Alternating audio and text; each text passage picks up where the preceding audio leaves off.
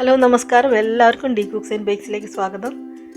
ഇന്നത്തെ റെസിപ്പി നല്ല ടേസ്റ്റി ആയിട്ടുള്ളൊരു ചിക്കൻ സ്റ്റൂവും പിന്നെ അതിൻ്റെ കൂടെ തന്നെ കഴിക്കാനുള്ള ഈസ്റ്റ് ഒന്നും ചേർക്കാത്ത നല്ല ടേസ്റ്റി ആയിട്ടുള്ള വെള്ളയപ്പം അല്ലെങ്കിൽ പാലപ്പം എന്ന് പറയാം. എങ്ങനെയാണ് ഉണ്ടാക്കുന്നതെന്ന് നോക്കാം.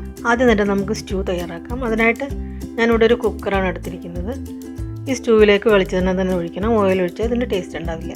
വെളിച്ചെണ്ണ ഇങ്ങനെ ചൂടായി വരുന്ന സമയത്ത് നമുക്കതിലേക്ക് ഒരു ചെറിയ കഷ്ണം പട്ടയും ഒരു 5-6 ഏലക്കയും ഒരു 6 കറിയാമ്പൂവും, ഇതാണ് ഇതിൻ്റെ മസാലയായിട്ട് നമ്മൾ ചേർക്കുന്നത്. ഇത് നന്നായിട്ടൊന്ന് ചൂടായി ഒന്ന് പൊട്ടുന്ന സമയം വരെ നമുക്കിതൊന്ന് ഇളക്കി കൊടുക്കാം. ഇനി ഇതിലേക്ക് നമുക്ക് ഇഞ്ചി ചെറുതായി അരിഞ്ഞു വെച്ചിരിക്കുന്നതും ഈ ചിക്കൻ സ്റ്റൂവിലേക്ക് ആവശ്യമായിട്ടുള്ള പച്ചമുളക് ഇട്ട് കൊടുക്കാം. ഞാനൊരു 4 പച്ചമുളക് എടുത്തിട്ടുണ്ട്. അതൊക്കെ നിങ്ങളുടെ എരിവിനനുസരിച്ച് കൂട്ടുകയോ കുറയ്ക്കുകയോ ഒക്കെ ചെയ്യാം. ഇതിട്ട് നന്നായിട്ട് നമുക്കൊന്ന് പച്ചമണം പോണ വരെ ഒന്ന് മൂപ്പിക്കാം.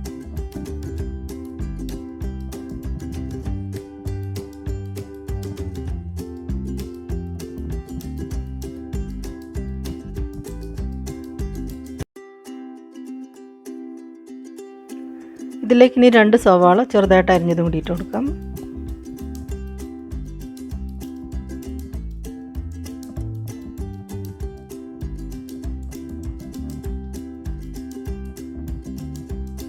സവാള നമുക്കിനി നന്നായിട്ട് വഴറ്റിയെടുക്കാം.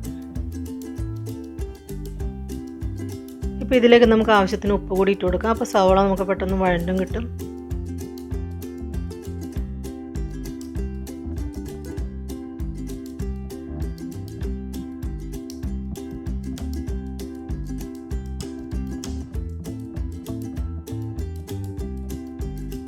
സവാള ഇങ്ങനെ ചെറുതായി ഒന്ന് വഴണ്ട് കഴിയുമ്പോൾ ഇതിലേക്ക് നമുക്ക് 2 ഉരുളക്കിഴങ്ങ് മുറിച്ചത് കൂടി ചേർത്ത് കൊടുക്കാം. ഇതെല്ലാം കൂടി ഇട്ട് നന്നായിട്ട് നമുക്കൊന്ന് വഴറ്റിയെടുക്കണം. ഒരു 4-5 മിനിറ്റോളം നന്നായിട്ട് വഴറ്റണം. ഉള്ളിയുടെ കളറെല്ലാം മാറി ഒരു ഗോൾഡൻ ബ്രൗൺ കളർ ആവുന്ന വരെ നമുക്കിത് നന്നായിട്ട് വഴറ്റണം. ഇപ്പോൾ ഉള്ളി ഒരുവിധം മൂത്ത് വന്നിട്ടുണ്ട്. നമുക്കിതിലേക്ക് എടുത്ത് വെച്ചിരിക്കുന്ന ചിക്കൻ ഇട്ട് കൊടുക്കാം. ഞാനിവിടെ ഒരു 1/2 കിലോ ചിക്കൻ എല്ലോട് കൂടിയിട്ടുള്ളത് തന്നെ എടുത്തിട്ടുണ്ട്. നമുക്ക് ഇതെല്ലാം കൂടി നന്നായിട്ട് ഇനി ഒന്നും കൂടി വഴറ്റിയെടുക്കാം. ചിക്കൻ്റെ കളറെല്ലാം മാറി ഒരു വെള്ള കളറാവുന്ന വരെ നമുക്ക് നന്നായിട്ട് വഴറ്റാം.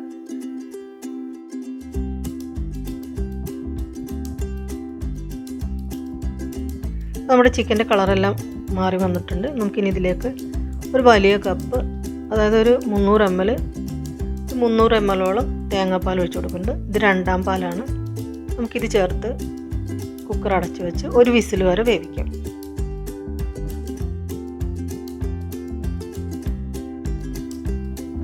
നിങ്ങൾ കുക്കറിലല്ല വേവിക്കുന്നതെങ്കിൽ ചിക്കനും പൊട്ടറ്റൊക്കെ നന്നായിട്ട് വെന്ത് വരുന്നവരെ വേവിച്ചെടുക്കുക. ഇപ്പോൾ ഒരു വിസിൽ വന്നു, ചൂടെല്ലാം പോയതിനു ശേഷം ഞാൻ തുറന്നപ്പോൾ ഇതുപോലെ നന്നായിട്ട് വെന്തിട്ടുണ്ട്. ചിക്കനും വെന്തിട്ടുണ്ട്, നന്നായിട്ട് പൊട്ടറ്റോയും വെന്തിട്ടുണ്ട്.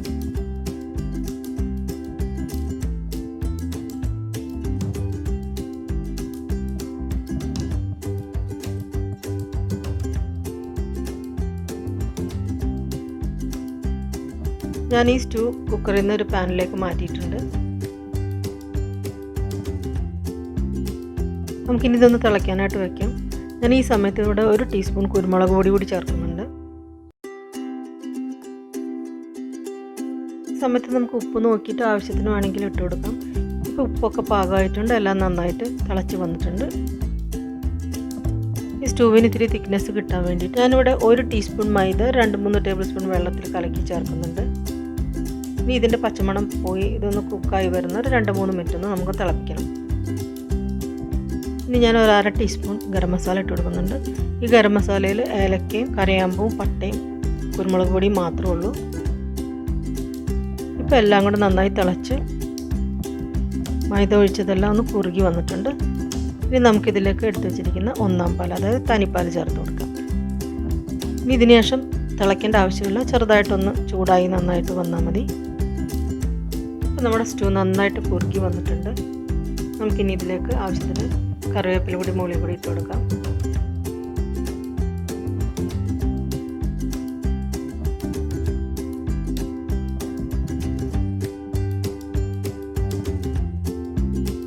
നന്നായി ഒന്ന് ഇളക്കിയതിന് ശേഷം നമുക്ക് ഉപ്പും എരിവൊക്കെ ഒന്ന് നോക്കി ക്രമീകരിക്കാം. എരിവ് കുറവാണെങ്കിൽ വേണമെങ്കിൽ ഇത്തിരി കുരുമുളക് പൊടി ഇട്ട് കൊടുക്കാം. ഇതെല്ലാം അവനവൻ്റെ ഇഷ്ടത്തിനനുസരിച്ച് ചെയ്യാവുന്നതാണ്. അപ്പോൾ നമ്മുടെ ടേസ്റ്റി ആയിട്ടുള്ള ചിക്കൻ സ്റ്റൂ റെഡി ആയിട്ടുണ്ട്. ഇനി നമുക്ക് അപ്പം ഉണ്ടാക്കുന്നത് എങ്ങനെയാണെന്ന് നോക്കാം.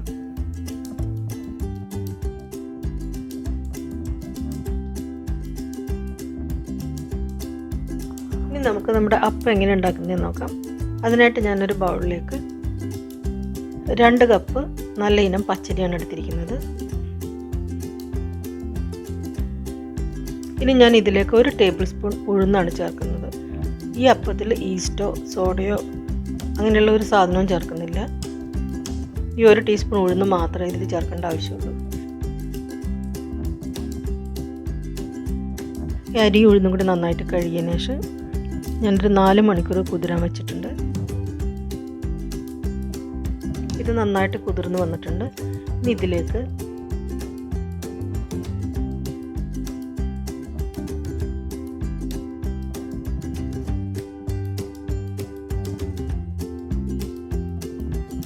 ഒരു കപ്പ് തേങ്ങയും 2 ടേബിൾ സ്പൂൺ ചോറും. ഇതിലേക്ക് ചോറ് നല്ല വെള്ള കളറുള്ള ചോറ് ചേർക്കാമെങ്കിൽ ഒന്നും കൂടി നല്ല കളർ കിട്ടും. എൻ്റെ കയ്യിൽ മട്ടയരി ചോറായതുകൊണ്ട് ഞാൻ അതാണ് ചേർക്കുന്നത്. പിന്നെ 2 ടേബിൾ സ്പൂൺ പഞ്ചസാര കൂടി ചേർത്ത് നമുക്ക് അരച്ചെടുക്കാം. ഇതിലേക്ക് ഏലക്കയോ ജീരകമോ നിങ്ങളുടെ താല്പര്യത്തിനനുസരിച്ചിടാം. ഇത് കറി കൂട്ടി കഴിക്കുന്നതായതുകൊണ്ട് അതിൻ്റെ ആവശ്യമില്ലാത്തതുകൊണ്ട് ഞാൻ ഇടുന്നില്ല. ഇപ്പോൾ ഞാൻ നന്നായിട്ട് അരച്ചെടുത്തിട്ടുണ്ട്. ഇത് നമ്മൾ കൈ വെച്ച് നന്നായിട്ടൊന്ന് ഇളക്കിയതിന് ശേഷം നമുക്കിത് അടച്ച് ഫെർമെൻ്റ് ആവാനായിട്ട് വയ്ക്കാം. കുറഞ്ഞത് 8 മണിക്കൂറെങ്കിലും വയ്ക്കണം. 8 മുതൽ 10 മണിക്കൂർ വേണ്ടി വരും. സാധാരണ ഈസ്റ്റൊക്കെ ഇട്ട് നമ്മൾ ചെയ്യുന്ന പോലെ ഒരുപാട് അങ്ങ് പൊങ്ങി വരുമൊന്നുമില്ല, പക്ഷെ നന്നായിട്ട് ഫെർമെൻ്റ് ആയിട്ട് കിട്ടും.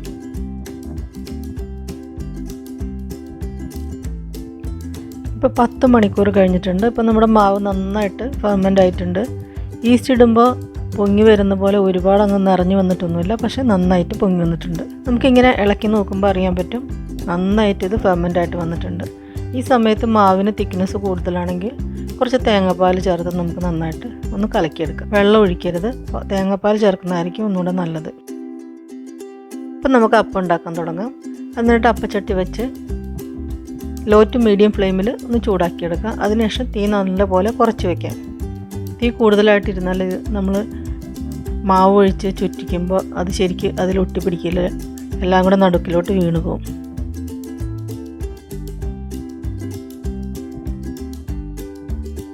നമ്മുടെ പാൻ നന്നായിട്ട് ചൂടായിട്ടുണ്ട്. ഞാനിവിടെ ലോ ഫ്ലെയിമിലാണ് വെച്ചേക്കുന്നത്. നമുക്കൊരു തവി മാവ് ഫുള്ളായിട്ട് ഒഴിച്ചു കൊടുക്കാം. ഇത് നന്നായിട്ട് ചുറ്റിച്ച് എടുക്കാം. നമുക്ക്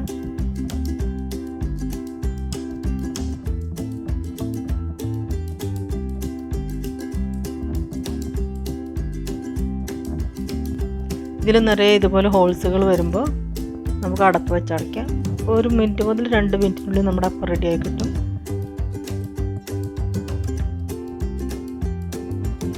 അപ്പോൾ ഫ്ലെയിം എപ്പോഴും മെയിൻറ്റെയിൻ ചെയ്യാൻ ശ്രദ്ധിക്കണം.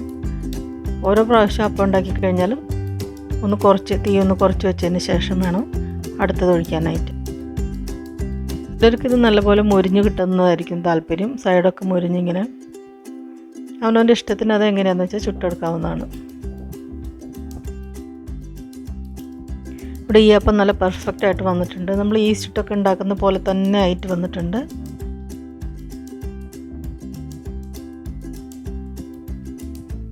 നമ്മുടെ അപ്പം എന്ത് സോഫ്റ്റാണെന്ന് നോക്കും, നന്നായിട്ട് വന്നിട്ടുണ്ട്. അപ്പോൾ നമുക്ക് ഈസ്റ്റ് ഇല്ലാതെയും സോഡ ഇല്ലാതെയും കള്ളില്ലാതെയും ഒക്കെ അപ്പം ഉണ്ടാക്കാമെന്ന് മനസ്സിലായില്ലേ.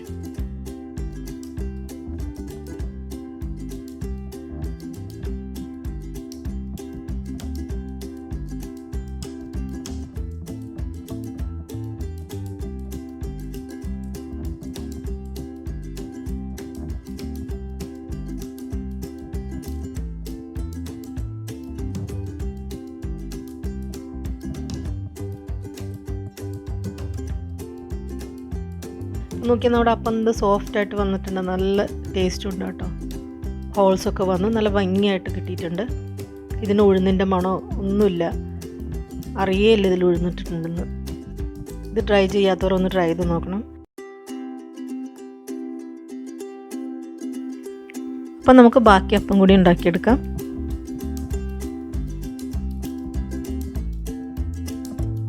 അപ്പോൾ നമ്മുടെ ചിക്കൻ സ്റ്റൂവിൻ്റെയും അപ്പത്തിൻ്റെയൊക്കെ റെസിപ്പി കണ്ടില്ലേ? നിങ്ങൾക്ക് ഇഷ്ടപ്പെട്ടാൽ ഒന്ന് ലൈക്ക് ചെയ്യണം, ഷെയർ ചെയ്യണം, സബ്സ്ക്രൈബ് ചെയ്യാതെ കാണുന്നവർ ദയവായിട്ടൊന്ന് സബ്സ്ക്രൈബ് ചെയ്യണം. അപ്പോൾ ഇനി നല്ലൊരു വീഡിയോ ആയിട്ട് വരുന്നവരെ എല്ലാവർക്കും നന്ദി, നമസ്കാരം. Thank you.